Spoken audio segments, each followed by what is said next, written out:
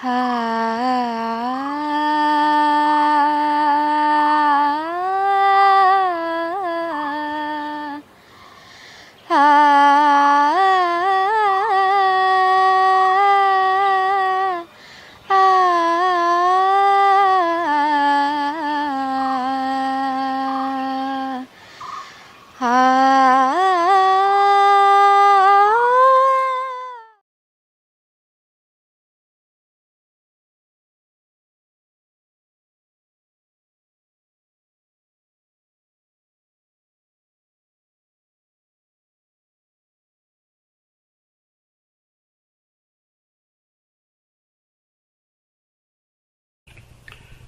evening, everyone. Namaste. A warm welcome to all of you joining us from across the country and beyond.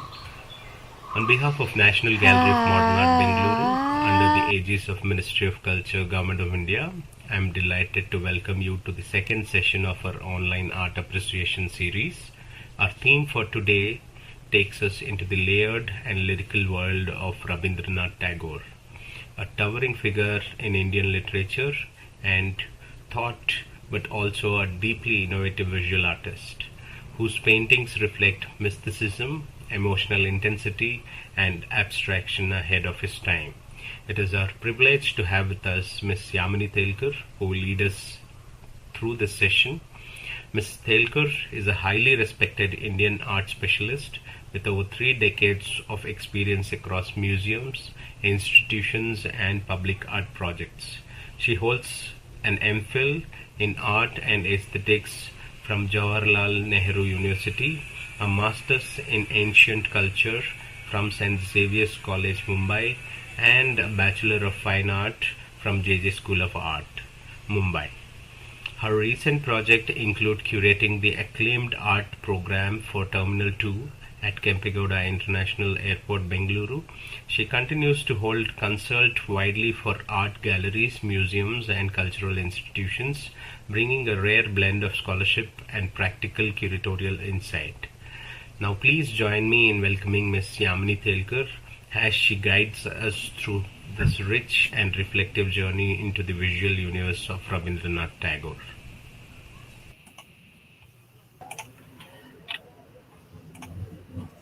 Ma'am, good evening. Welcome.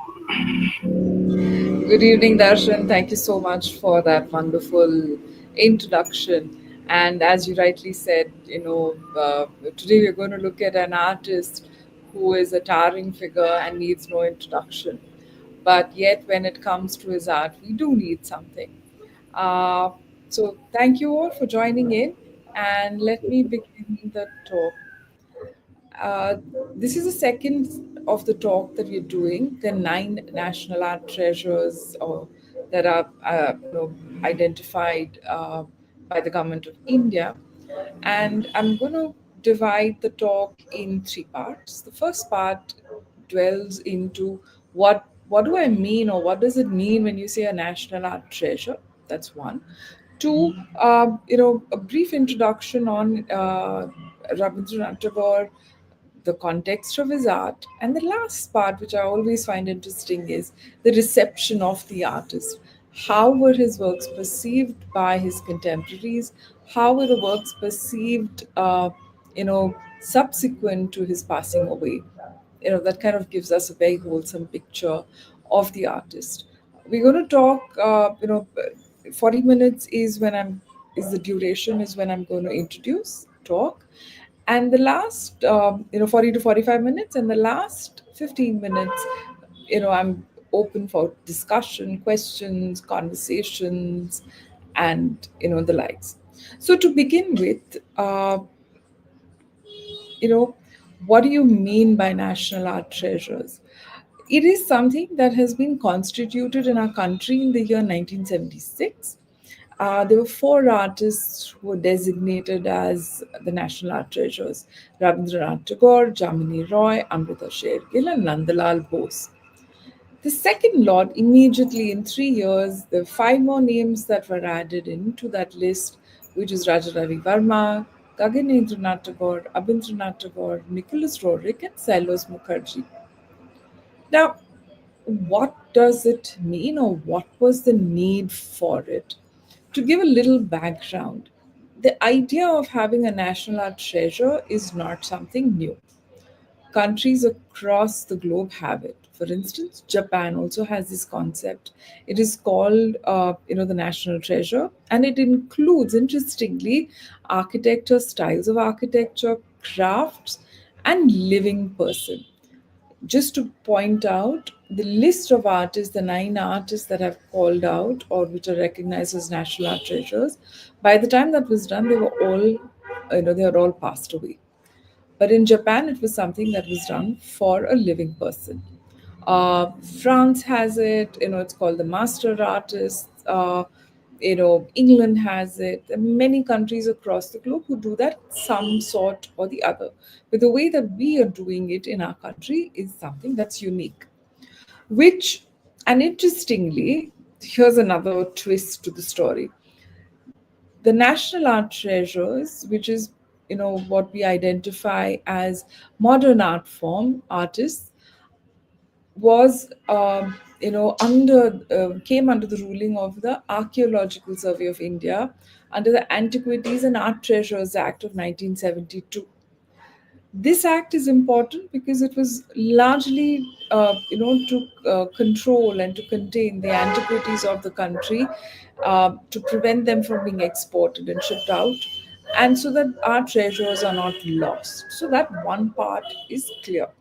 And antiquities is also something, there's one other ruling over there which says that anything that is 100 years old is defined as an antiquity.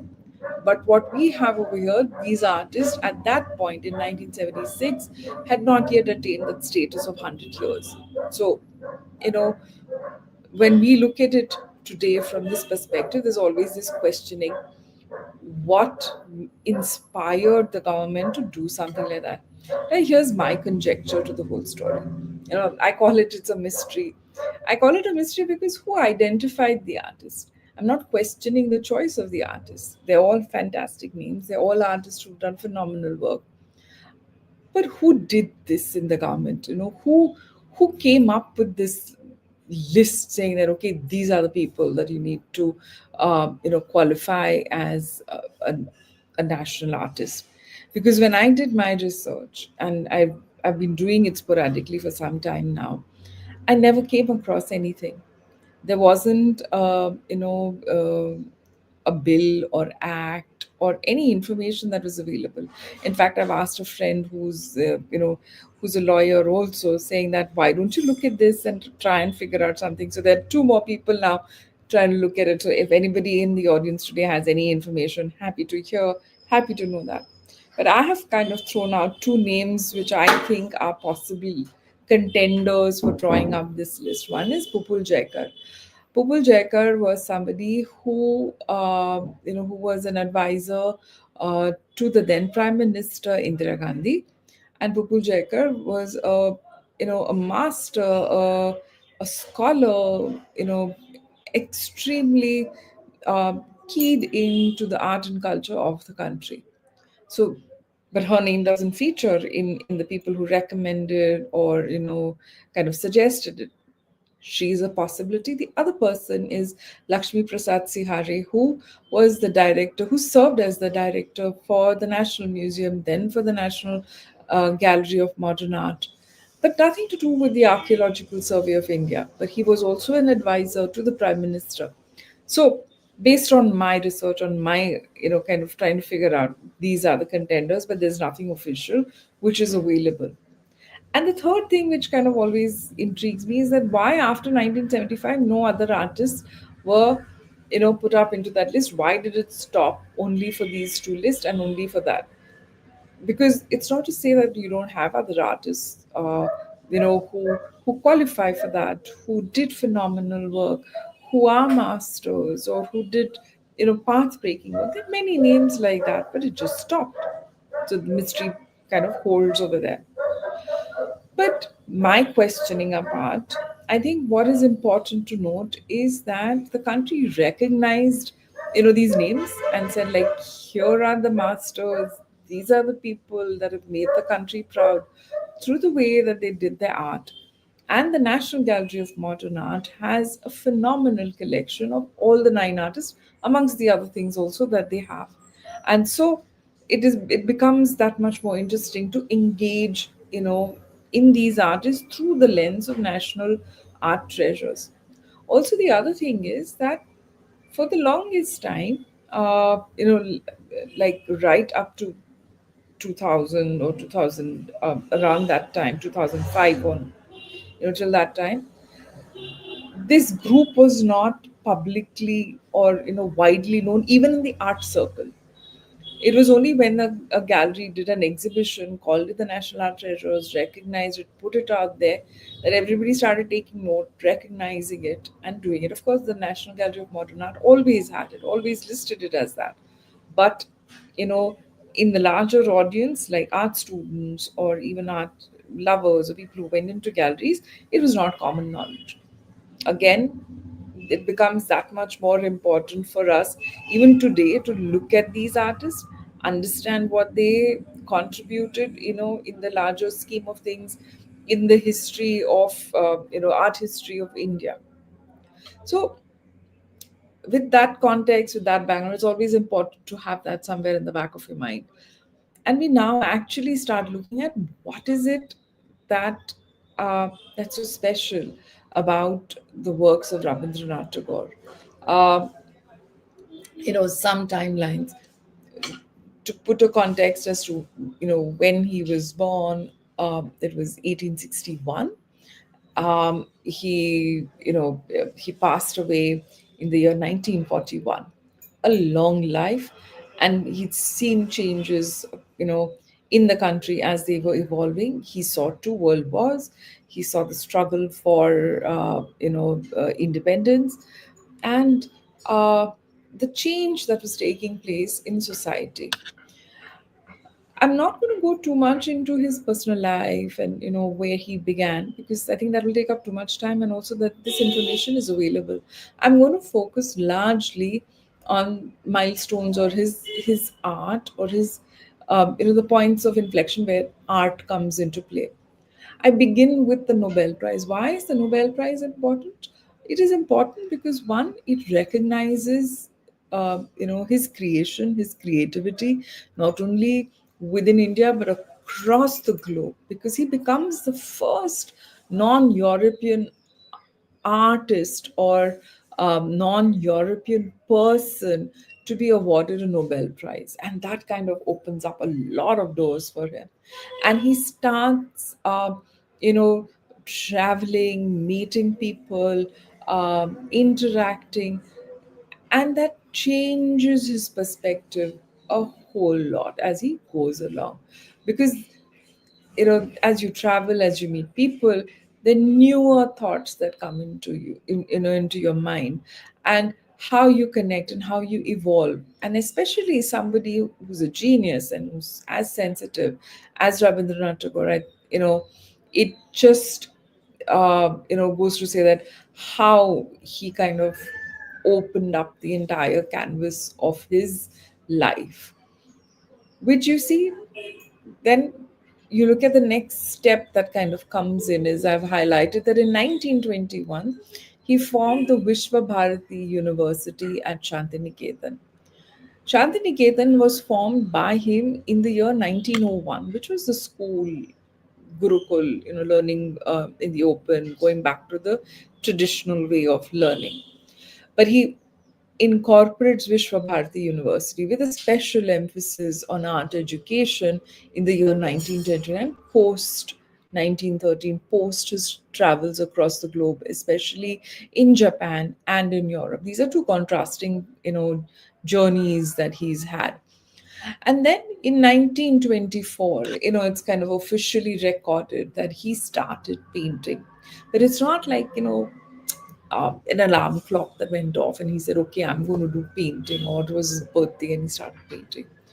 The desire to paint, or his interest to paint, was there throughout his life, because when he was in school, he did learn painting. He was trained in art, um, especially the European academic way, but he never pursued it with earnestness. And he kind of dabbled in it possibly, but it's not known. So by and large, 1924 is accepted date, saying that this is when he began painting or creating in earnestness or with a great focus. But I'm sure that this journey would have kind of been building up, over a period of time. Because what we also have to remember is that Rabindranath Tagore, in his family home, had two artists, his nephews, Abhinendranath and Gaganendranath, who were painters, professional painters, cartoonists, caricaturists, which were there. There was Nandalal Bose, who would be in his home, who he had interactions with. He had J.P. Ganguly, immense artists kind of coming in and going out of his house. And so it's not, I mean, art was not something that was unfamiliar with him. In fact, he was quite aware of the role of art and what was happening and what were his nephews doing.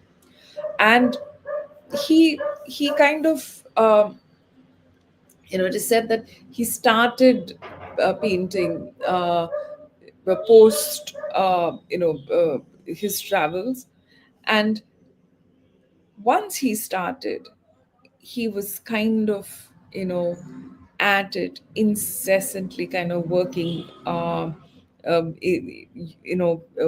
with ink and pen. And it kind of evolves quite rapidly, not only because of the number of works. It is said that if he started painting in 1924, by 1930, when he had his first exhibition, he had a body of work that went over 2,000 works. So that is the kind of focus and intensity that he had, for his work that he did as a studio practice. And I'll just take you through a few of his works, which are there in the collection of, the National Gallery of Modern Art. Perhaps, some of the best works are in the National Gallery of Modern Art. And it is also interesting that one of the first collections to be part of, the early collections to be part of the National Gallery of Modern Art was also Rabindranath Tagore along with Amrita Shergil. So, the text I'll come back to, don't worry about that, but just look at the imagery, because I'm trying to make a point over here. uh, i I personally love this work. I think it's phenomenal, or even this one, or this one. Now let's come back again, just to kind of regroup. What you see over here is works that are so challenging, that are so different. They're not dated, unfortunately. I mean, especially for an historian or somebody who looks at art critically, you always try to look for that signature, look for the date, because you're trying to place them in a sequencing that, oh, which came first, what was the middle, what would have been the end. Rabindranath Tagore doesn't give us any clues of that sort. And I think that kind of is summed up over here also. This statement particularly that I've put over here is, is the mantra to understand what Rabindranath Tagore wanted to do through his works, and how did he want us as the audience to look at the works. I'm just going to read out to kind of emphasize the point and make it clear. People often ask me about the meaning of my pictures. I remain silent even as they are.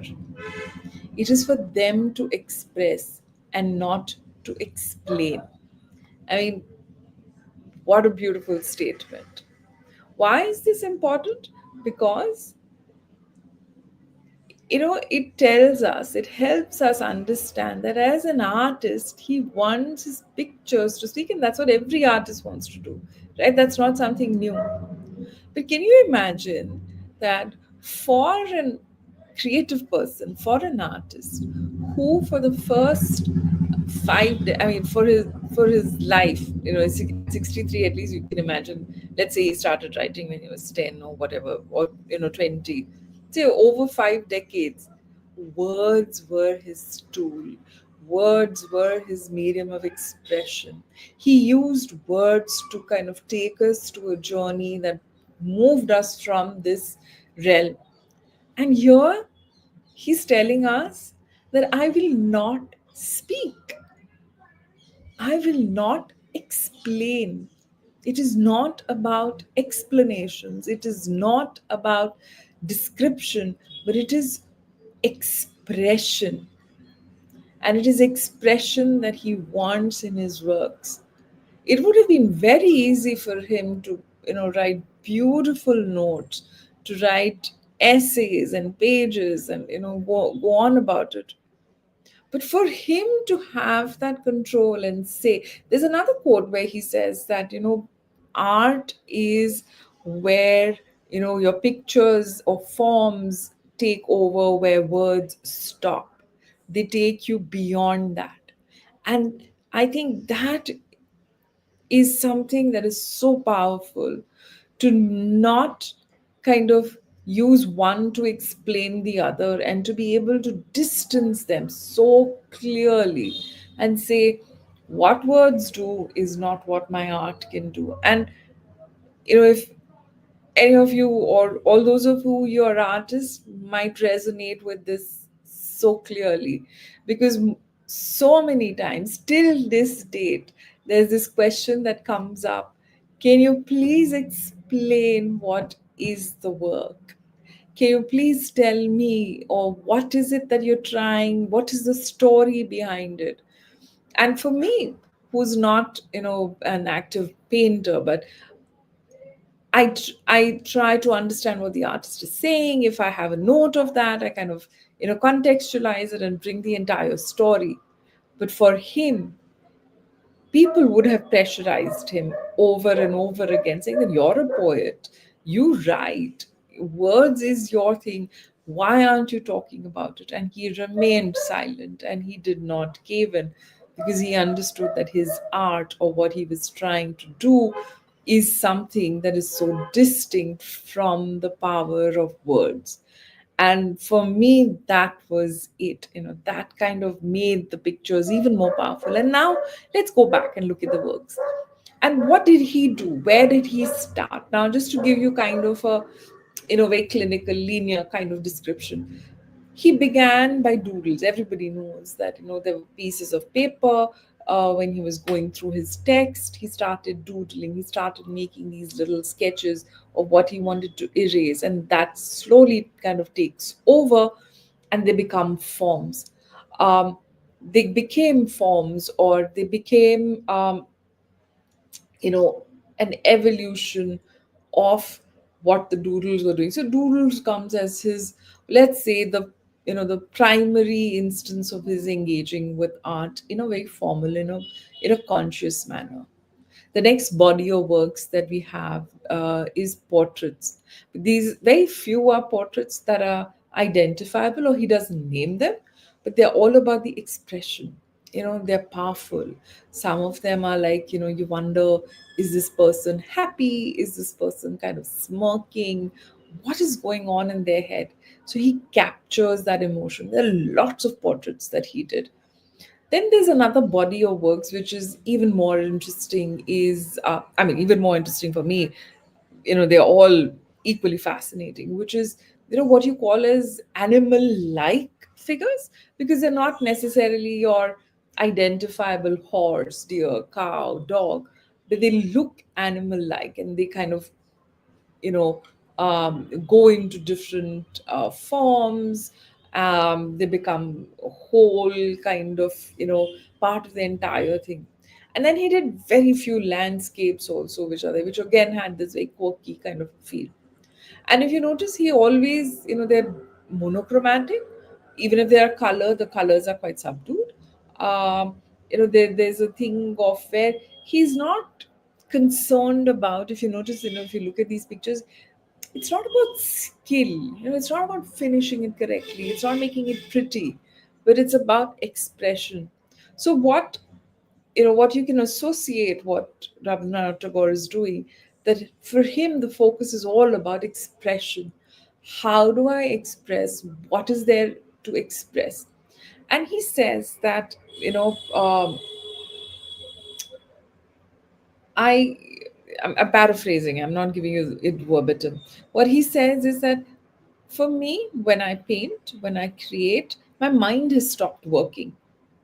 It's not like that I plan, it's not like that I make a sketch and then I make it into a larger work. I Probably he kind of wants to say that he goes into a space, a zone where there is no logical mind, but the hand takes over, and he kind of starts making them, and they kind of take a life of their own and they get evolved. And he's also said something very interesting. He says, the moment somebody comes and tells me, oh, this is such a beautiful picture, I start on it again, because I don't want it to be beautiful. I want it to communicate something more than beauty. And he goes back to it. He says, I destroy it, I kind of distort it, fragment it, and build it again till the point it comes where it's met the expression. And that's what he's trying to do through all his works. He's expressing something that is so deep within him, which only a form, a color, a composition can kind of make for him, and nothing to do with words. Which brings me to a point where where I would like to highlight that he doesn't title the works. None of the works that he did are titled by him. For instance, this one, it says a wheeled woman. Now, that is a descriptor that is given to this work. It's a woman, and she has a wheel on it, but it's not a title that Rabindranath Tagore consciously gave to his works. He did not do that. He did not date it, he did not sign it, he did not title it, because he wanted them to be as pure, as direct as his expressions, and he wanted us, the viewers, to engage with the work and you know be involved with the process that was there. That's why the brush strokes that you see, they all kind of add to that one story that he's trying to create. So the last thing that I said that he did, the kind of subjects which are there is doodles. You have portraits. You have animal figures, and then you have the landscape. He also did a few self portraits which were there. You know, Again, as art historians or somebody who look at art, we always try to contextualize it, right? Saying that what are the influences, where did he kind of learn, or where did he get his inspiration. I mean, inspiration is not something that's important, but more in terms of contextualizing. While Rabindranath Tagore, didn't have formal art education, I did mention that he was exposed and he was trained in the art of using watercolors and inks. So familiarity with the material was there. Familiarity with what was the then kind of art movement that was happening is there, which was the Bengal revivalist group, which was there in his own house. You had Rabindranath Tagore, who was leading it. There was E.B. Howell, who was kind of driving this whole art form, which was to do with nationalism. This is something that we will do when we talk about Rabindranath Tagore and his work. But Rabindranath Tagore was, he was his own person. He didn't believe that if you have to be Indian, or if you had to be identified as an artist from India, you had to look and mimic the works from the past. What does he mean by that? What he's saying is that you don't have to copy the miniature paintings. You don't have to, revive those subjects. You don't have to revive some. You don't have to revive the past. You don't have to bring it back again in a literal sense. He said, look at the past in a very different manner. He said, like, look at Ajanta, but not to make copies, but understand what the artist is trying to do over there. He said, look at the Kalighat pots. Look at the way the folk artists are painting, which is they paint what is around them. The way they paint is with abandon. And that is something that he really liked. And he, in fact, wrote a letter to his daughter-in-law telling them, I wish Abanindranath Tagore moves out from what he's doing and looks at the world around him. And that's what he wanted to do. And that is what you see, in a painting like this, which is, again, this is his animal like form, is what I would say. where it is so sparse, where the control of line is so strong. They're bold, and he doesn't go into more detailing than that is required. He picks up these elements from what we know as the Kalighat parts, or what you call as the the chitrakars of Bengal, which he would have seen living over there. He picks up all these, I wouldn't say influences or styles, but he imbibes the spirit of that, which is simplicity of form. That is something that comes repeatedly in almost all his works. Yeah, it's very simple. So, if I were to kind of, you know, uh, condense it and describe his style, I would say this is his landscape. There are three qualities which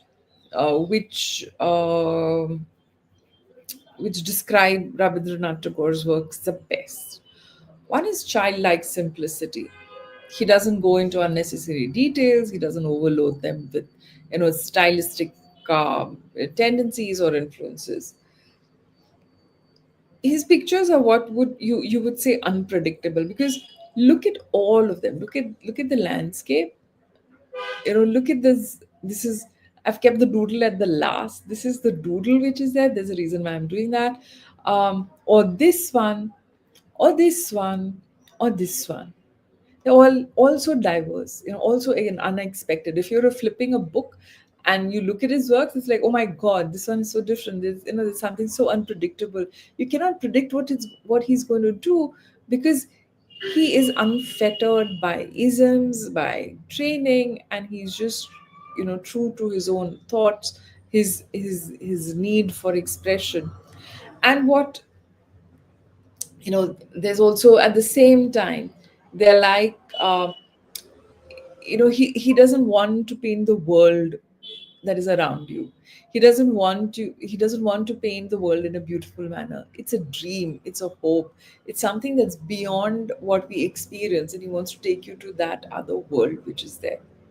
This is as far as his style is concerned.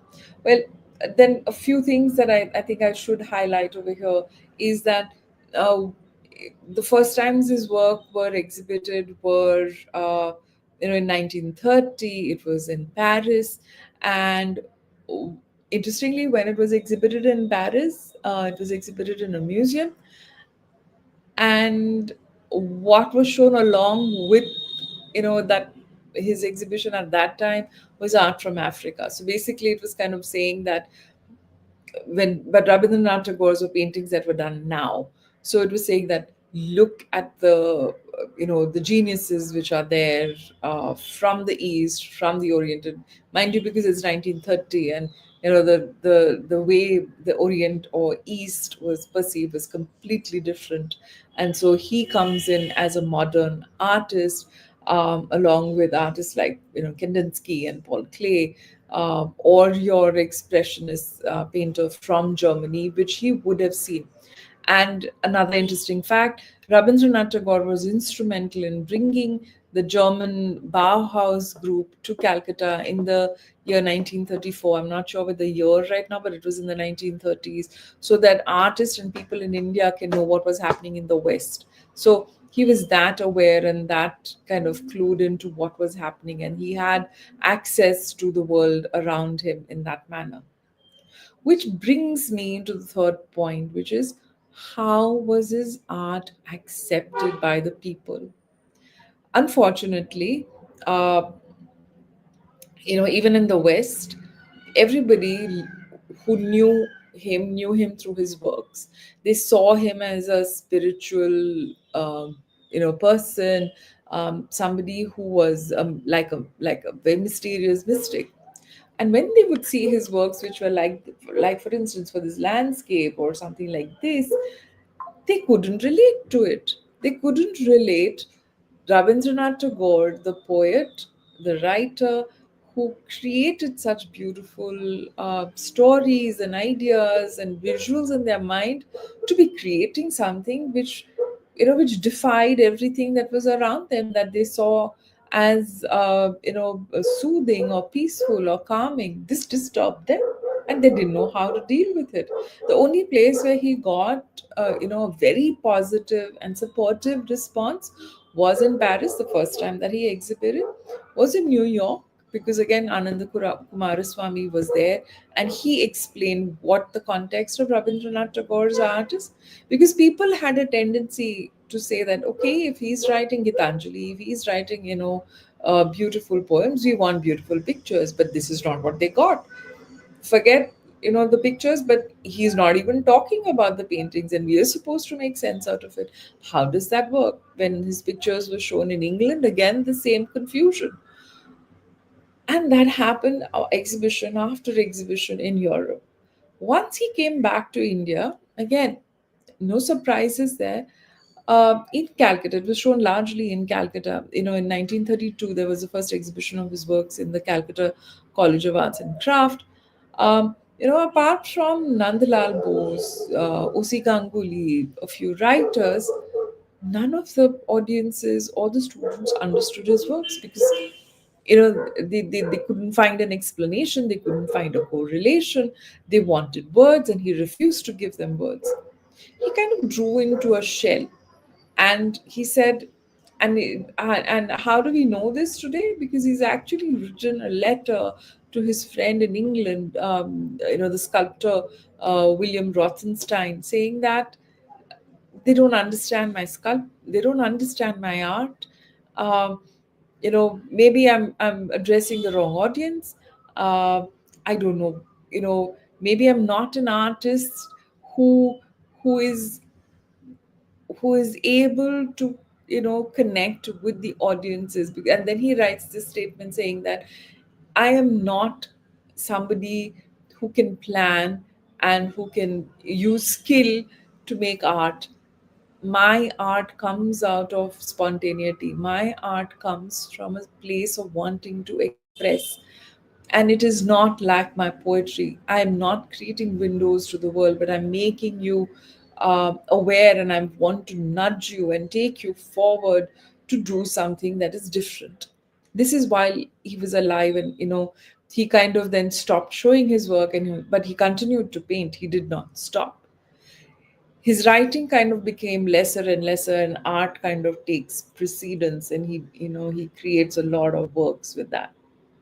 After his passing away, I think there were enough people who understood the value or the importance and the significance of his art, because he becomes, or he is, the first artist to kind of talk about modernism or modernity in his works. And he truly kind of you know shook the art world around.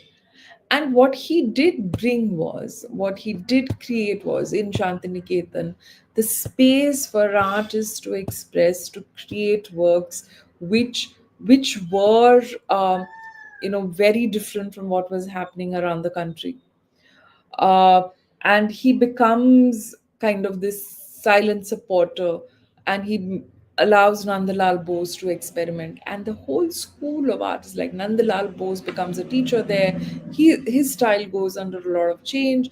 There's Ram Kinkar Bej, who's also part of Shantiniketan. There is KG Subramaniam, who's part of the school. The number of artists that Shantiniketan kind of created, or came about, was because of Rabindranath Tagore's vision and his kind of bringing in Nandalal Bose to do something that was very different. So his contribution as an artist did not remain restricted to his own work, but he helped build generations of artists. That we as a nation are proud to say are artists who created some phenomenal work. And then, apart from that, I'm just we 40 minutes. I'll just take another 5 minutes here to kind of round this up to his contribution as an artist. He also understood that art had to be inculcated in children from a very young age. So the primer that the school kids would have, for learning the alphabet or simple vocabulary and poems. He did woodcut prints for that. He encouraged Nandalal Bose and the students to do things like that, and they're known as Sahaj Path. And you can go online and do Rabindranath Tagore Sahaj Path. And there's such, I cannot read Bengali, but the images and the illustrations which are there are so beautiful, so simple.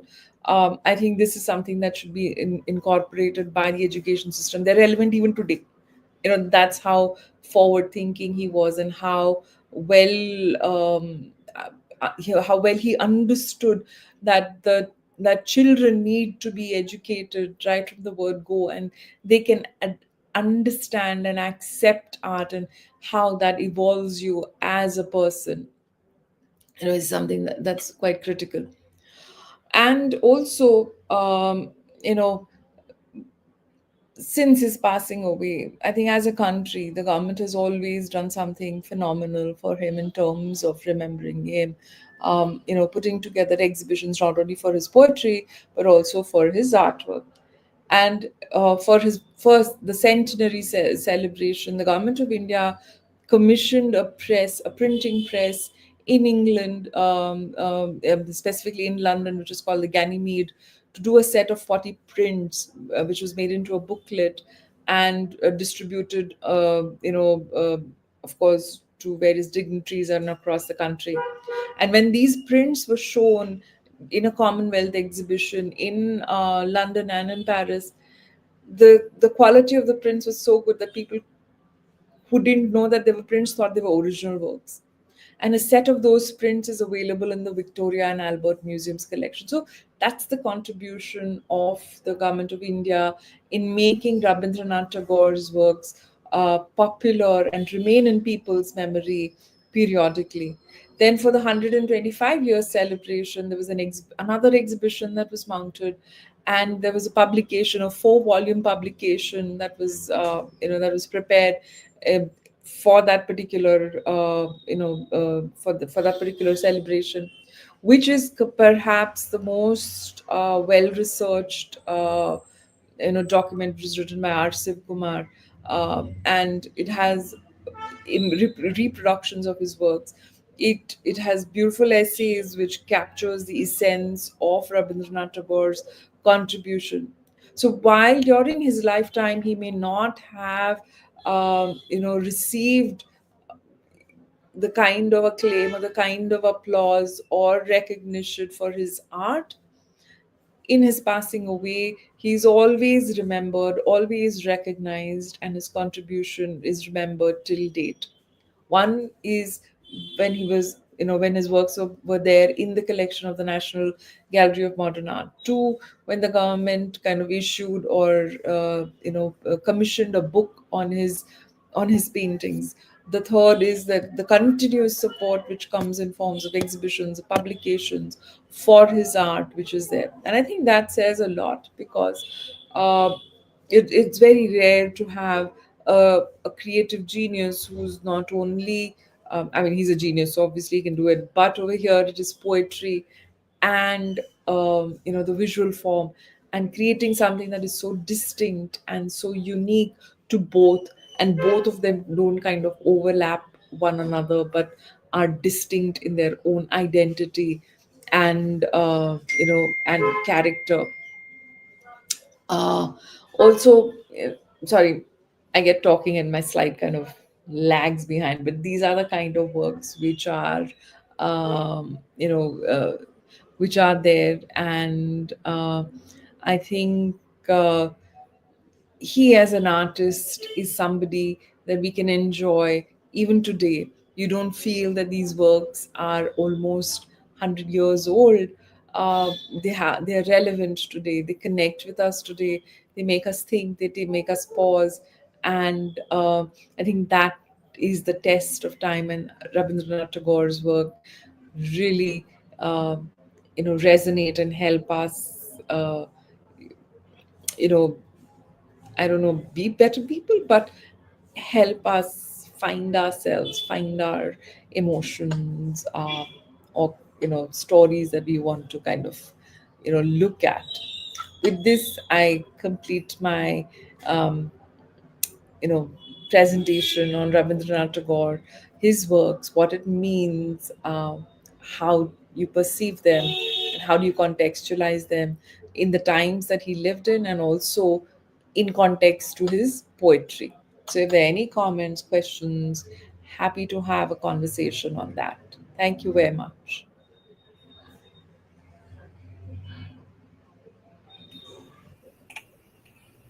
So we don't have any questions as of now, ma'am. Okay, So should we wait for a minute or should we call it a day? let's wait for a minute. Maybe somebody is kind of thinking, or whatever. So, can you please show some light on his doodling? I mean, we all know he started late in Yeah, 70s too. yeah. So, I mean, a lot of his doodlings are quite famous. So, Yes, absolutely. So basically, the doodles kind of this, particularly this one, this is still a fully evolved kind of a doodle which was there. Uh, these began as his excess, as notations, as doodles. But when they evolved, I think there is another, he's quite conscious of what he did afterwards. He says that these kind of go back to my childhood, and again, he has this narration where he says that I remember, the winter mornings in my home, when I would sit out, when I was on my bed, and I would see these shadows that were cast off the trees from the courtyard or from the veranda, onto the white wall in the gentle sun. And this is the description is so beautiful of what he remembers.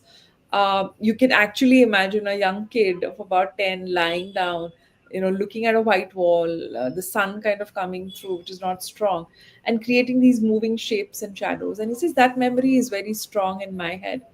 And the other thing that the doodles are kind of connected to is that when he was in Europe, he'd seen the concept of automatic, and how an automatic is meant to kind of give you freedom to express your innermost thoughts that you can't communicate verbally or directly, and how children were trained in Europe at that time to kind of express themselves through these automatic drawings.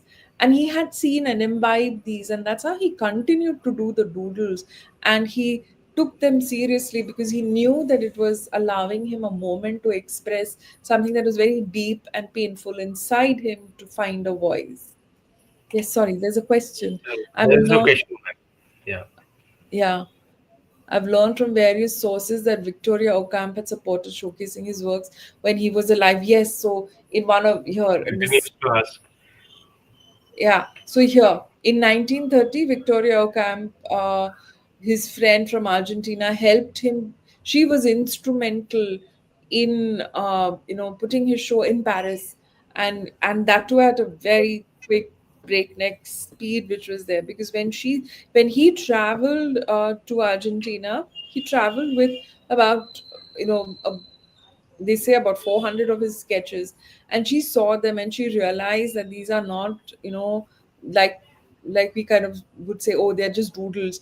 But she realized the value, inherent value of his works, and that they were path breaking and they had to be showcased through the work. So she spoke to her friend who was the director of the museum, and she organized it, so back framing them, transporting them, curating them, and it was there. So he did receive appreciation in Paris. It was well appreciated, but when it went to England, not so much. In New York, again, his works were well received because Ananda Kumaraswamy was there, and Ananda Kumaraswamy wrote articles. He kind of built the ground for him. So in Paris and in New York, Rabindranath Tagore's works were well received. But in London, in Germany, not so much. In India, also, it was very lukewarm. That's what I was trying to say, that not everybody understood and kind of embraced him and said, celebrated him. Like, for instance, when in the first lecture, when we spoke about Raja Ravi Verma during his lifetime enjoyed success. He was recognized. He had commissions lined up. Of course, there's a different way of painting or operating that he had, but people appreciated his work. In fact, Rabindranath Tagore has also appreciated, Raja Ravi Varma's contribution, not all of his art. So he said that, oh, Raja Ravi Varma helped us connect or think about Indian subjects and Indian stories, because otherwise, still, then everybody in their homes had European prints, but now they were replaced by Raja Ravi Varma's print. So he has helped us see Indian art or Indian concept in a different way. So the kind of success that Raja Ravi Varma enjoyed is not what Rabindranath Tagore enjoyed for his art. People didn't understand it, is what I'm trying to say. So yes, I mean, in sports and things, it was there. Does that answer your comment and question? I think so. Yeah, yeah. So thank you, Sangeeta ma'am, for the question.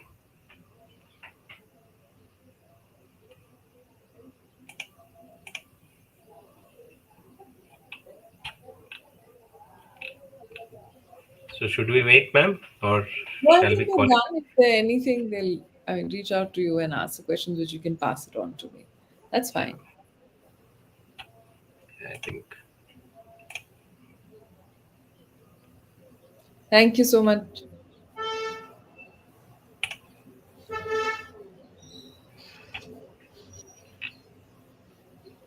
so. We shall call it a day, ma'am.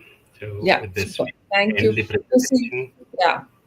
Do you want to say So that the next lecture is next month so that they're prepared for it? yeah, we have the next session, which will be scheduled in the last week of July, ma'am. So I Yes, think it's the time for Abanindranath Tagore. that's right. I'm not wrong. Yeah. So we all require. I mean, on behalf of MAM and National Gallery of Modern Art, we request one and all to join us next month. We'll be announcing the date with the invitation on the social media pages. So kindly follow us on social media pages, Instagram, Twitter, and YouTube to check out the previous videos. Which is recorded and posted there. And finally, ma'am, I would like to thank on behalf of National Gallery of Modern Art, Bengaluru, Ministry of Culture, Government of India, for this wonderful insight on the reflection of his life, legacy, his involvement, and the collection which is there at the National Gallery of Modern Art, which enriches our art historical journey and the history, which opens the window to look back and look forward with such kind of legends. So thank you once again, ma'am. Have a good evening. Bye. See you. Thank you. Thank you, Darshan. Thank you, NGMA. Bye. Bye.